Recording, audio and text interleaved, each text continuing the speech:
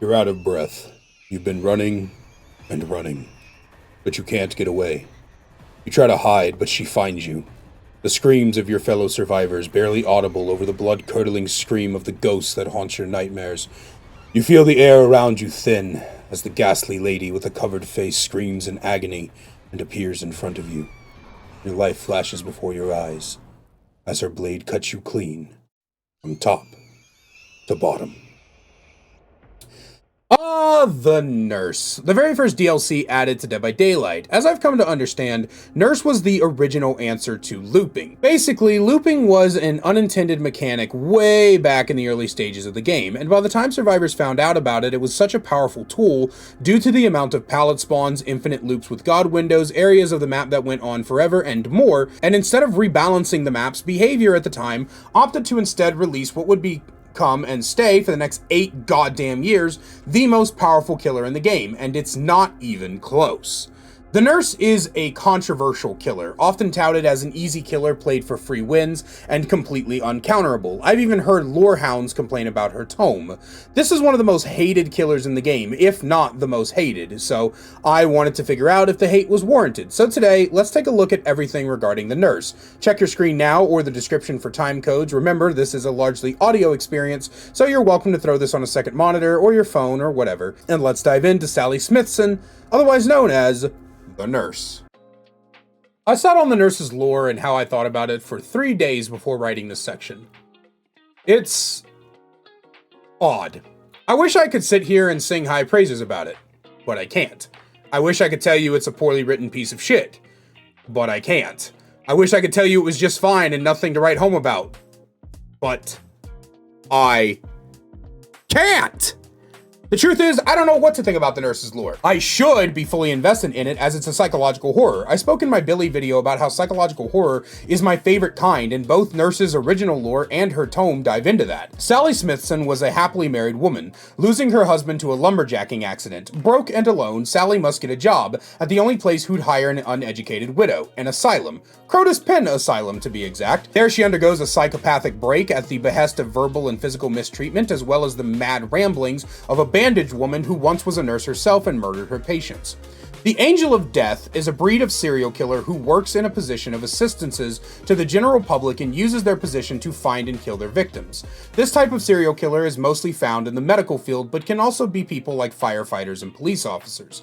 The Broken Woman, as this patient is called, is one of these serial killers, and after months of worming her way into Sally's brain, Sally eventually uses the same method of lethal injection that the Broken Woman used on her patients. Or maybe she choked them? See, this is something that I kind of get annoyed at with a lot of these earlier killers. The original passages of lore on the info screen and the expanded lore of the tomes often contradict each other.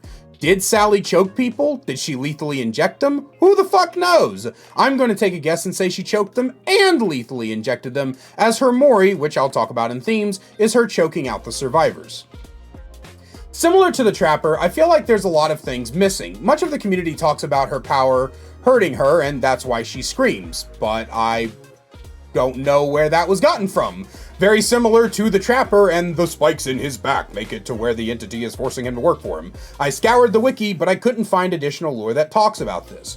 There's also a lot of references in her add-ons and even her power. It talks about the Warden or the Asylum, Father Campbell, and the legendary Crotus Pen himself. From the sounds of things, Sally killed them all. And don't get me wrong, I like that lore is hidden within the add-ons and such, as it leaves a lot to the imagination.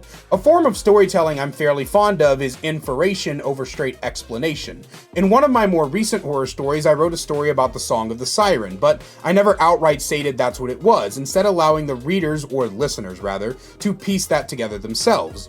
That being said, I still don't know how to feel about the Nurse and her lore. It's not badly written, but it's not well written either. It feels incomplete, almost, like there's something more that could have been told. I think this is a general problem with a lot of DBD lore. These short tomes are an amazing addition to the game, but I sometimes wish there was additional stuff. Maybe I'll redo my progress video at some point. In any case, there's a missing piece here, one I can't quite put my finger on. For now, I'll give the Nurse's lore a 3 out of 5, right in the middle, until I can figure out how I feel about it.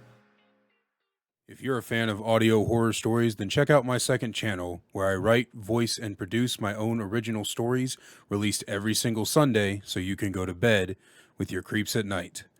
Link is in the description. The thematics of the nurse are, simply put, flawless.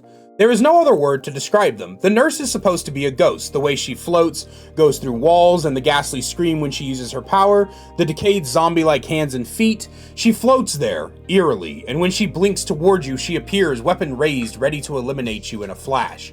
Her add-ons are all various objects from her life and the different breaths of the victims she's killed. Thanophobia represents the massacre she went on and her declining mental sanity. Nurse's calling is how she saw the ones who were sick as targets. Strider is a call back to the haunting screams and moans of the asylum she worked in. Even the nurse's Mori fits her thematically. I know a lot of people like to group it with all the earlier Moris as simple and boring, but I think that tells a deeper story. Someday I'm going to do one of these videos on the Skull Merchant, and on that day I'm going to go on a rant about how the Skull Merchant's Mori is too overhated. I feel like a lot of people miss the point of Moris in this game. Moris are supposed to be an extension of the lore, fitting the backstory of the character. They aren't supposed to be cinematic fight scenes and flashy stage shows. Nurse chokes her victims out before wiping away the tears off their face. Sally spent those last days believing herself to be this merciful janitor of sorts. She felt for the human souls she was killing, but believed them to be filth, to be eradicated. The Mori shows this disposition of hers. She starts by killing the filth before her human side sets in and she feels a slight regret. I just love everything about the nurse's themes. I love her animations, her sound effects, her visual design. I love how each add-on tells a small story about how all of them together paint a larger one. I love how everything combines into a coherent picture painted with careful hands. The themes of the nurse are perfect from top to bottom, and you can bet your sweet and salty vinegar chip ass I'm giving Behavior a 5 out of 5 for a truly marvelous display of time, effort, and care. I'm going to start this section off by saying that no matter what I say here, someone is going to bitch. I made a video a while back called The Nurse Problem, and in it I made what were essentially objective truths about the character. She's the strongest in the game, she's overly oppressive, she has the highest skill ceiling, she's got counterplay, but the counterplay can be hard to learn, and mostly, I spoke at length about how there's not much Behavior can do. And you know what people did? Left comments about how Nurse isn't actually that bad, and how if you talk about her being oppressive, you're just a whiny survivor main. My point is that I'm going to repeat much of my points here that I did in that video, and if you somehow, some way, think that Nurse isn't strong after this, I just don't trust your opinions on the game, to be honest. The nurse's power is Spencer's Last Breath, which is also coincidentally the name of an erotic novel I read in the line at a pharmacy while I was waiting on my schizophrenia medication. Hold right-click to begin to charge a blink that can go up to 20 meters. After the blink is over, you have a short window of 1.5 seconds to charge a second blink that has a max distance of 12 meters. For those of you at home taking notes, you will see that this adds up to a max of distance of 32 meters, or the length of her terror radius. I wanted to tell you how long it takes to recharge a blink token, but unless I'm fucking blind, I couldn't find it on the wiki. Moving on to stuff the wiki does have though, the time it takes the nurse to blink her max distance of 20 meters is 1.5 seconds. After her blinks, there is a fatigue window based on the number of blinks you used and whether or not you swung. This formula is fairly simple, a base of 2 seconds with an additional 0.5 seconds for every blink used past the first one and an additional second if you swing. So this means the fatigue window will last anywhere from 2 seconds to 4 seconds, as even with add-ons, the nurse has a maximum blink count of 3. And have I mentioned the best part? The nurse blink can go through walls, floors, and ceilings, and here we get into what makes the nurse a truly terrifying killer. Mathematically speaking, there is no killer in the game with the ability to down survivors faster. Survivors have a movement speed of max 4 meters a second, which means that even a maximum fatigue window running in a straight line, the survivors will not even cover the nurse's max blink distance of 20 meters, meaning immediately after her fatigue, she can max blink and be directly on you. And again, that's worst case scenario. Most of the time, the nurse is not getting a max fatigue, meaning that she is hitting you, fatiguing, and then on you before you can even think. Couple that with the fact she can go through walls and ceilings and basically nowhere is safe. And this is only with her first blink. She still has an entire second blink to course correct or cover lost distance. Now, it's time to have a discussion about skill floors and skill ceilings. Skill floors and skill ceilings are the most misunderstood terminology in video games, and it's not really anybody's fault for that. The word skill used in the terms is misleading. As I explained to a commenter once, it's better to think of the two terms as value floors and value ceilings, because the meaning of the two terms is related to skill versus value output. These are often confused with mechanical floors and ceilings because oftentimes, but not always, the two happen to be related. Normally, the more or less mechanical skill a character requires, the more it relates to the value that can be extracted from the character. What separates the two, however, is the fact that skill floors and ceilings are also related to things like knowledge, game sense, and more, as well feed into the definition of skill, which is why I have a heavy disagreement that Survivor doesn't have a lot of skill expression. What you actually mean is that Survivor doesn't have a lot of mechanical expression. The skill floor refers to the minimum amount of skill needed to get the minimum amount of value out of a character's kit. Example of low skill floor characters in this game would be Wraith, Freddy, and Skull Merchant, to name a few. All characters have relatively straightforward powers, and getting use from these powers doesn't require much forethought, mechanical skill, or game sense to get some value from their powers. High skill floor characters would be killers like Billy, Xenomorph, and yes, Nurse, as the value from their powers is highly reliant on forethought, mechanical skill, and game sense. Skill ceiling, conversely, refers to the maximum amount of value a character can provide regardless of skill level. This basically means that no matter how good you get at the character, there is a built-in cap to how much value you can get from the character just because of inherent limitations. Examples of characters with low skill ceilings would be Wraith, Pig, and Ghostface. No matter how many hours you have in the game, or even these characters specifically, they simply have too many built-in limitations to stop them from getting massive amounts of value. High skill ceiling characters would be characters like Blight, Spirit, and of course, Nurse, because their value is insanely high. The more time you put into them, the more value you get because there is so much value to be reached.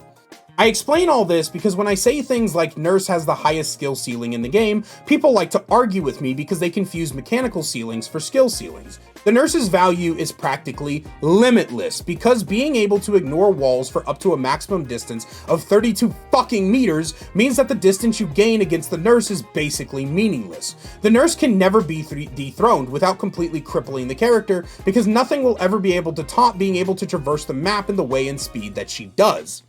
That being said, it's not like there's zero counterplay to the Nurse. Understanding things like charge times, breaking line of sight, pre-running, doubling back, there's a lot of ways to play against her. It's just that the character has such a massively different way of getting to you than any other character in the game, you're going to often find yourself going down because you need to adapt your entire playstyle on the fly, be more unpredictable in your approaches, and most of all, pay more attention to her than any other killer you could possibly face. Regardless of these facts, however, I find it incredibly silly when someone is like, bro, Nurse is easy 4Ks, just play her and you win, often citing how they had someone new to the game play Nurse and that Nurse won the game, and it's like, yeah, of course they did. They are playing with new survivors as well, and new survivors do shit like sprint bursts into walls and urban evasion around the map. The Nurse is genuinely hard to play, and her skill floor is difficult to overcome once you are playing against survivors who understand they can use WASD to move.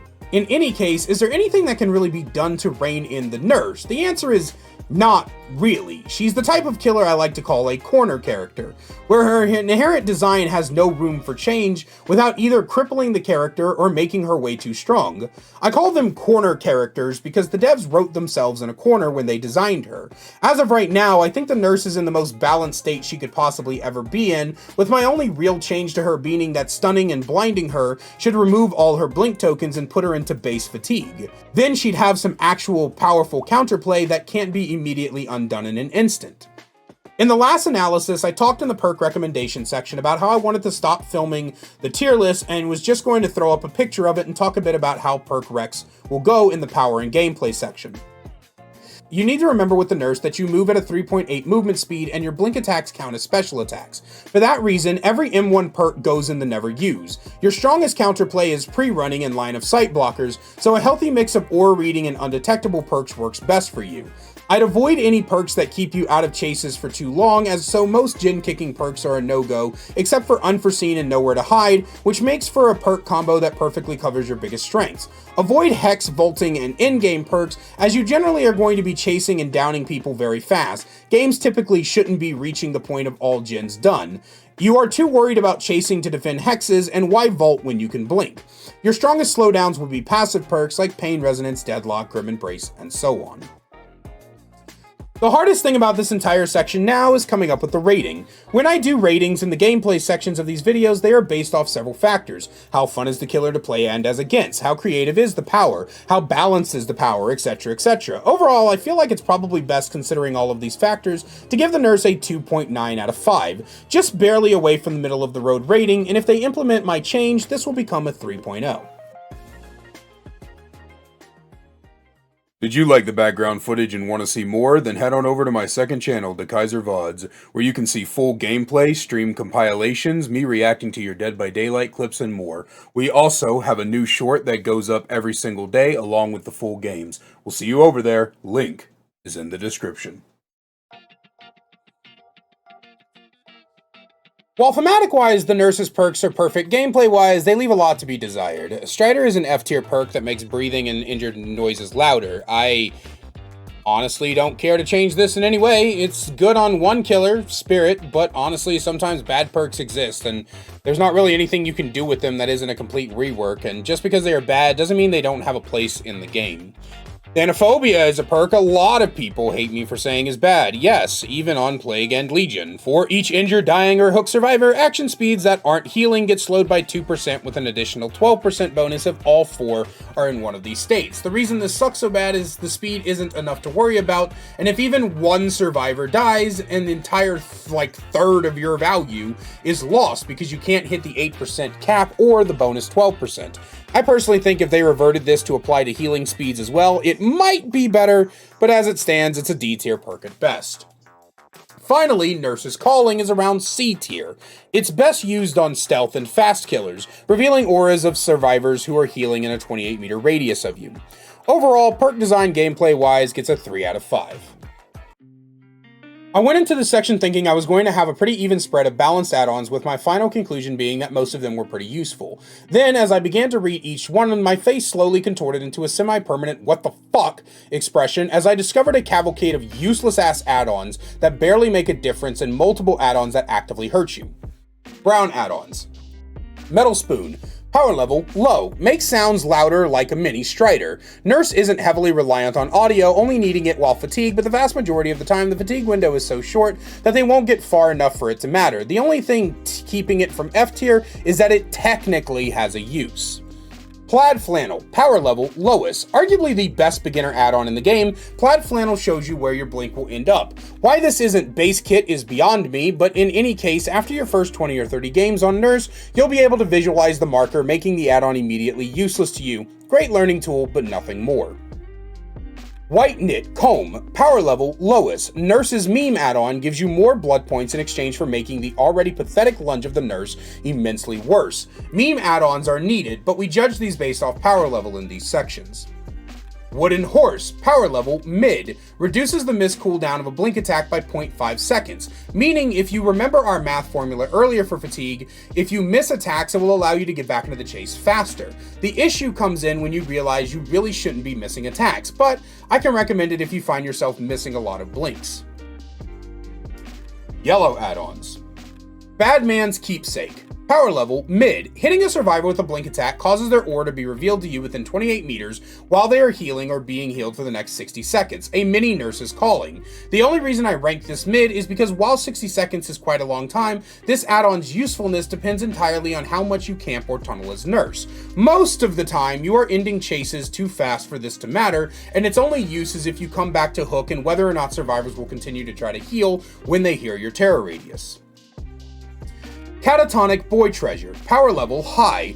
One of my personal favorites, this add-on reduces the fatigue timer of chain blinking by a massive 65%. And since the main way to play Nurse is to use your first blink to locate survivors and then second blink to course correct, you will find the cooldown being shortened happening quite often. And this is a staple add-on. The only thing keeping this from S tier is the timer, while greatly shorter, also can easily be replaced with higher tier add-ons. Dark Cincture. Honestly, I was prepared to put this add-on in F had it not been for my chat. While in your chain blink window, your movement is slightly increased by 30%. The only use is helping you slightly round corners in the niche situations you need to. I don't think this add-on really should ever be used, but I guess this very niche situation can stop it from being F. Dull Bracelet, power level lowest. A second meme add-on, the Dull Bracelet gives you more blood points, but in exchange reduces the maximum blink range. I don't think I need to explain why this is bottom tier garbage. Pocket Watch, power level low, increases the chain blink window by 0.2 seconds, making the whole window last 1.7 seconds. The reason this sits so low is for a similar reason to Dark Cincture, but this pulls double duty of being harmful to you if you only need one blink to check a gen or for map traversal. Green add-ons, Anxious Grasp, power level lowest, a third meme add-on. When blinking, if you come within 1 meter of a survivor during the blink, they scream and you get 200 blood points. Absolutely worthless, but fucking funny. Ataxic Respiration, power level mid, reduces fatigue duration by a flat 7%, meaning that this reduction scales with how many blinks you use and whether or not you swing. The thing that makes this B tier over A or even S is the fact that you still need to take into account the blink recharge time, so the time saved is kind of mitigated. Fragile Wheeze, power level max, blink attacks inflict Mangled for 70 seconds. I have a bias against Mangled and Hemorrhaged ever since the global nerf to them in the Chapter 31 patch. However, my chat pointed out that the effect is applied on every blink hit, so that means that you are constantly forcing the longer heal and you have to heal against Nurse. Not healing basically means you get no chase time, so this is arguably one of her best add-ons. Heavy Pantsing, power level max. Your chain blink attack lunge is increased by 130%. This is massive, as the lunge on Nurse is normally very short due to her having a lot of momentum out of blinking. This add-on basically guarantees hits you shouldn't land, and its only limitation doesn't even matter if you want it to be finicky. You could short blink for the second and get the extended range regardless. Spasmodic Breath, power level lowest. The fourth meme add-on this goddamn character has. After hitting a survivor with a blink attack, you become 125% killer with a 4.6 movement speed, but you can't blink. So you become Trapper. How utterly worthless. Bad Man's Last Breath, power level high. The second staple add-on for me personally. When you hit a survivor with a blink attack, you are undetectable for 25 seconds with a 45-second cooldown, which the cooldown starts going down while you are undetectable. So realistically, the cooldown of this is only 20 seconds. Like I said in the gameplay section, undetectable is one of the best things for Nurse because pre-running is one of the strongest counterplays to her. So getting this with an add-on is so good. Campbell's Last Breath, power level mid. After fully charging a blink, immediately blink at full charge in the direction you are facing. Basically, one of the fully charged blinks will take you 40 meters. This is great for map traversal, not much else however, as if you attempt this in chase, you'll overblink every time, but if you don't fully charge the blink, it's a wasted add-on slot. It isn't a bad add-on, but it isn't good either. Jenner's Last Breath, power level mid. After using your blinks, press your active ability button to trace or recall and gain a blink charge back. This is great for recon and gen patrolling. I wouldn't call it A tier because it simply doesn't provide a lot to your chase, which is the Nurse's greatest strength. Kavanaugh's Last Breath, power level lowest. While in the fatigue, survivors within 8 meters become blinded for 60 seconds. First off, you are almost never going to have a survivor within 8 meters of you while you're fatigued. They are already blasting off again Team Rocket style if you hit them, and if you down them, what do you care, they are blinded. What are you trying to counter? Power struggle? Anyway, let's wrap this up. Iridescent add-ons, Matchbox, power level lowest. Oh, how I ummed. Oh, how I awed. I laid back and closed my eyes to think as chat made excellent point after excellent point as to why this add-on is her worst add-on hands down, and the fifth meme add-on! It's the world's shittiest deal. In exchange for a 4.4 movement speed, you get limited to 1 blink, which, as my chatter Cooper pointed out, is a fucking joke to be on an iridescent add-on. And as my other chatter Ambrosia pointed out, why do I give a shit about being 4.4? I'm the nurse. I tried to think if any combo with this add-on would be even slightly good, and no. This is one of the worst add-ons in the game. Torn Bookmark. Power level, max. Her best add-on. Now is the world's best deal. My blinks take slightly longer to recharge, but I get 3 of the fucking things. No need to fully explain. This add-on is fantastic, and in all honesty, almost a must if you want to be a sweaty nurse. I'm at an impasse, viewer. On one hand, this is some of my favorite design philosophy to add-on design. Very little raw number increases, no real repetitive effects with plenty of bonus effects, fundamental power changes, and debuffs. On the other hand, there simply is no excuse for 5 fucking meme add-ons on a character. I don't mind bad add-ons as this is the nurse, the most powerful fictional character since Jesus, and giving her even more insane shit would probably be a bad idea. But on the other hand, why are they all so bottom tier garbage? Nurse challenge runs don't include being add-on lists. They include running one of the 5 mean add-ons that actively cripple you. 2.7 out of 5. Good effect philosophy, bad execution.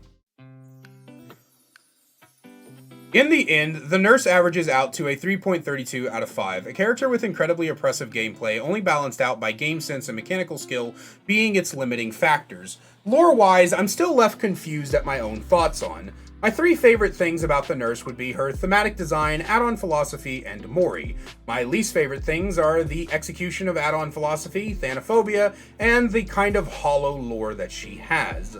Like I said in the beginning of this video, the nurse is often seen as the most hated killer in this game, and honestly, I don't know if it's for good reason. I understand the frustrations, for sure, but I feel like there are just more frustrating things to go against. While it's definitely not fun to have to completely shift the entire way you play the game, just because this one character exists, and the fact that there are a lot of perks that get rebalanced and nerfed because the nurse exists, I also fully believe that something this powerful belongs in the game, in the free-to-play slot, just simply because of how unfriendly this game is to new players, how grind-heavy and pay-to-win the game happens to be. It's best if we keep the best killer in the game in the free slot to come with the base game, which is one of the reasons why I think that over-nerfing her just isn't a good idea. However, there is a little bit of wiggle room that can be worked with, and I do hope that Behavior takes some of these criticisms to heart and changes the nurse for the betterment of the health of the game. And that's the end of it. I hope you guys enjoyed the video and the new kind of compact and to the point style. I feel better removing the perk recommendations and cosmetic sections, but of course, let me know what you guys think down below. And as always, a great big special thank you to my channel members listed on screen now. If you want to find out how to become a channel member today, get awesome perks like seeing videos early, merch discount codes, and more, then please click that join button down below. I love you guys so much, and I will see you in the next one.